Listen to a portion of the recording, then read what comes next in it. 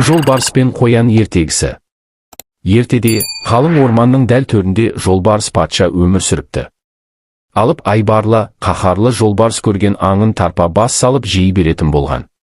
Содан орман тыныштықтан айырылып, үреймен күн кешіпті. Барлық аңдар жиналып, кеңес құрады. Бұлай өмір сүре алмаймыз, бір амал табайық дейді. Ұзақ ақылдасқаннан кейін, елшілікке Тауешкі барсын деп шешім қабылдайды. Қорықса да Тауешкі жолбарысқа барып, орман аңдарының арызын жеткізеді. Патшамыздың өзі азық іздеп қиналып жүр екен. Бұдан бұлай тамақты біз әкеп берейік дейді Тауешкі. Жолбарыс бұл ұсынысты мақұлдап, аңдар кезекпен оған азық тасып тұратын болыпты. Күндер өтеді. Бір күні кезек ақсақ қоянға келеді. Қоян қатты қорқып, қалай құтылсам екен деп ойға қалады. Сөйтіп сәл кешігіп жетеді. Неге сонша кешіктің? Деп жолбарыс ақырады.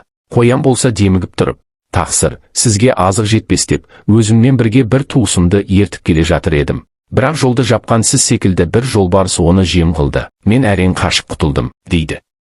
Мұны естіген жолбарыс ашуға булығып, көрсет ол жолбарысты. Қазір-ақ жазасын берем, дейді. Қоянның күткені де осы еді. Ол жолбарысты ертіп алып, орманның қалың жеріндегі ескі құдыққа келеді. Міне, тақсыр, әлгі жолбарыс осы жерде тұрады, дейді.